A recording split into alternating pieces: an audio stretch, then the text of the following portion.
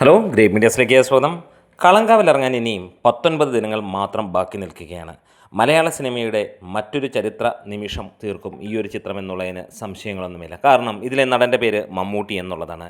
തീപ്പൊരി മമ്മൂട്ടിയും തീക്കനൽ വിനായകനും ചേരുമ്പോൾ ഇത് ഒരു അഗ്നിപർവ്വതം പോലെ മലയാള സിനിമയുടെ ചരിത്രത്തിൽ ഏട് പിടിക്കുന്ന പുകയുന്ന ഒരു അധ്യായമായി മാറുമെന്നുള്ളതിന് സംശയങ്ങളൊന്നും വേണ്ട.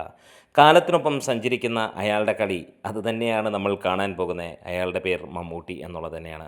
കളങ്കാവൽ എന്ന സിനിമയുടെ പ്രതീക്ഷയും അത് തന്നെയാണ്. ബാക്കി എല്ലാ ഫാക്റ്റുകളും മാറ്റിമറിച്ചുകൊണ്ട് മമ്മൂട്ടി എന്ന ഒരൊറ്റ പേരിൽ ഈ ഒരു സിനിമ വാനോളം പ്രതീക്ഷയിൽ മുങ്ങി നിൽക്കുന്നു എന്ന് തന്നെ പറയാം.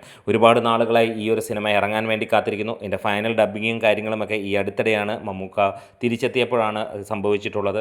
അതുകൊണ്ട് മാത്രമാണ് സിനിമ വൈകിയതെന്നും ആർക്കും അറിയില്ലെങ്കിൽ പോലും ഇപ്പോൾ എല്ലാവർക്കും അറിയാം എന്നുള്ളതുമാണ് കാര്യം.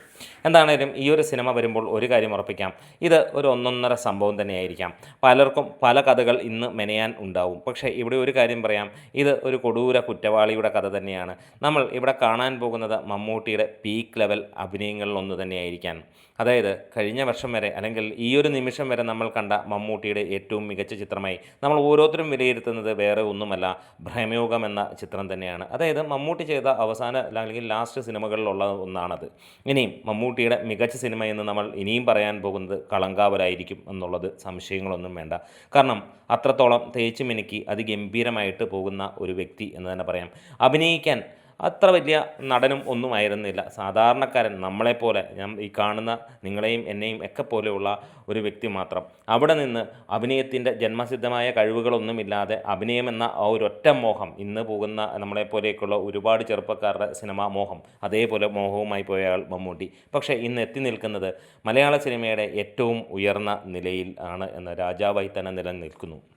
വർഷങ്ങളായി നിലനിൽക്കുന്നു എന്നുള്ളതും അത്ഭുതം തന്നെയാണ്. വേറെ ഒന്നുമല്ല, സാധാരണക്കാരന് കഴിയുന്ന സാധാരണക്കാരൻ്റെ ഏറ്റവും വലിയ സ്വപ്നവും സാധാരണക്കാരന് സ്വപ്നം കാണാൻ കഴിയുന്ന ഏറ്റവും വലിയ ലക്ഷ്യവുമാണ് മമ്മൂട്ടി. ആർക്കും മമ്മൂട്ടിയാകാം.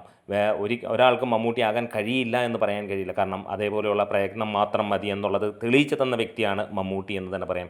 അതുകൊണ്ട് തന്നെ അയാളുടെ ആവനാഴിയിൽ ഇനിയും ഒരുപാട് അമ്പുകൾ ബാക്കിയുണ്ട് എന്ന് നമുക്കറിയാം. കാരണം അഭിനയം മാത്രമാണ് അയാളെ ഭ്രമിപ്പിച്ചിട്ടുള്ളത്. അതിനുവേണ്ടി മാത്രമാണ് അയാൾ ഇപ്പോഴും നടക്കുന്നത്. അതുമാത്രമല്ല, ഒരു സാധാരണക്കാരൻ്റെ ഏറ്റവും വലിയ സ്വപ്നം, അതായത് ജന്മസിദ്ധമായി യാതൊരു കഴിവുമില്ലാത്ത സാധാരണ നമ്മളെപ്പോലെയുള്ള ഒരു മനുഷ്യൻ അഭിനയത്തിനകത്തിൽ ബാലപാഠം പോലും അറിയാതെ പലപ്പോഴും ആദ്യകാലങ്ങളിലെ അഭിനയങ്ങൾ കാണുമ്പോൾ ഇങ്ങനെയാണോ അഭിനയിക്കുന്നതെന്ന് ഇന്നത്തെ പിള്ളേർ പോലും ചോദിക്കുന്ന സമയത്ത് നിന്ന് അവിടെ നിന്ന് ഇങ്ങനെയും അഭിനയിക്കാമോ, ഇങ്ങനെയും അഭിനയിപ്പിച്ച് ഫലിപ്പിക്കാമോ എന്ന് കാണിക്കുന്ന ഒരു വ്യക്തി അതുതന്നെയാണ് മമ്മൂട്ടി. ഇന്ന് ഓസ്കാറിൻ്റെ പടിവാതിൽ ആ റേഞ്ചിലേക്ക് എത്തി നിൽക്കുന്ന മമ്മൂട്ടിയുടെ ഒരു സിനിമ ഇൻ്റർനാഷണൽ ലെവലിൽ അങ്ങനെ എത്തുമ്പോൾ, മലയാളത്തിൽ നിന്ന് മാത്രമല്ല ഇന്ത്യയിൽ നിന്ന് ഈ വർഷം എത്തുന്ന ഏക സിനിമയാകുമ്പോൾ അതും അഭിമാനം. അങ്ങനെ നോക്കുമ്പോൾ കളങ്കാവൽ എന്ന ആ ഒരു സിനിമ എത്തുമ്പോൾ ഇത് മറ്റൊരു തീ കൊണ്ട് പോറുന്ന ഒരു ചിത്രമെന്ന് തന്നെ പറയാം. നമ്മൾ കാത്തിരിക്കുകയാണ് ഈ ഒരു സിനിമയിൽ അതിഗംഭീരമായിട്ടുള്ള പകർച്ച കാണാൻ വേണ്ടി എന്ന് തന്നെ നമുക്ക് വിലയിരുത്താം. അപ്പോൾ അതിഗംഭീരമായിരിക്കട്ടെ, കാത്തിരിക്കുന്നു. നമ്മുടെ വീഡിയോസ് ഇഷ്ടമായാൽ സപ്പോർട്ട് ചെയ്യണം ഗ്രേ മീഡിയ.